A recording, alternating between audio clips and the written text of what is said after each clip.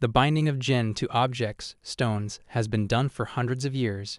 Many practitioners in the old days used this method so they can forcibly bind certain Djinn that would not work with the practitioners in any other way. You see, when a practitioner is calling forth a Djinn, majority of the time the practitioner will make a contract with the Djinn, so when the Djinn is called, he will come.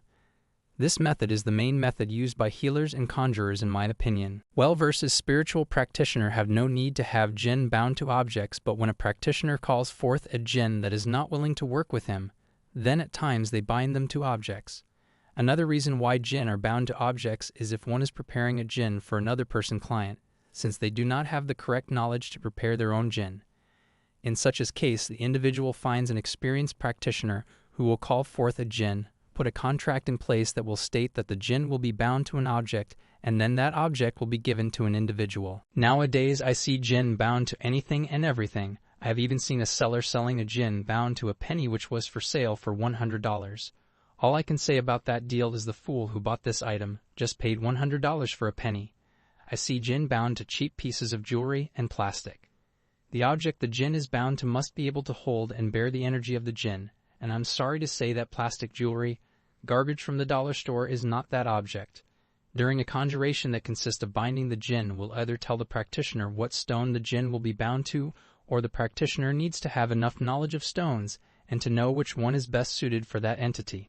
Djinn cannot be bound to any stone, and even when one learns what stone the Djinn can be bound to, they may also need knowledge on the details of the stone the entity is to be bound to.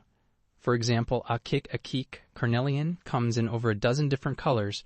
Feroza stone, turquoise, is another popular stone used to bind Djinns, even dart Djinn. But what color Feroza, how detailed should the veins be, the shape, the weight? All of this can be important and crucial when it comes to binding Djinn to stones. Depending on the conjuration method, certain symbols and/or certain Quranic verses may be used somewhere on the stone, or the ring being used to bind the entity. When a practitioner is preparing a Djinn object for another person, some practitioner also takes into account what stone will go good with the client's energies, since some practitioners believe certain gemstones work well with certain people. We do not believe this in Islam. For example, if a Djinn is bound a specific kind of Feroza stone, the practitioner will determine if Feroza stone is even suitable for the client and the Djinn as well. Many things need to be considered when binding Djinn to objects, since it is indeed not as easy as these faker sellers online, internet, have made it. There is much work needed to bind a Djinn to an object for a client, such as seeing what Djinn is best suitable for that client, and even if a Djinn is willing to work with that client, importance of the gemstone being used and having the proper knowledge on symbols and any spiritual verses that may be needed for the binding. While a simple stone can hold a powerful being, when one begins to dissect how that stone was chosen and why, they will soon realize that stone is not so simple, and indeed is unique as what is housed in it. Can Djinn be bound to anything else but stones?